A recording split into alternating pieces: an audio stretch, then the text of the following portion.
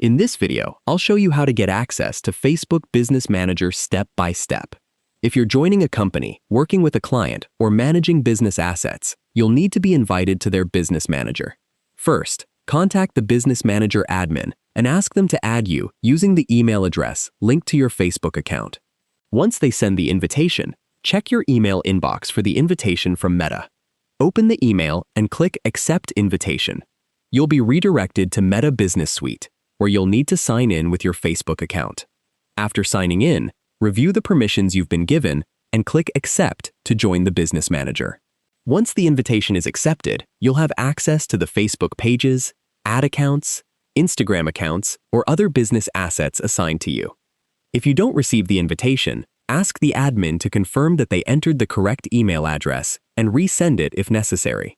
You can also check your spam or junk folder for the invitation email. That's how you can get access to Facebook Business Manager.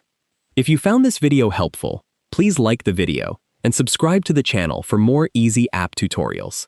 Thanks for watching.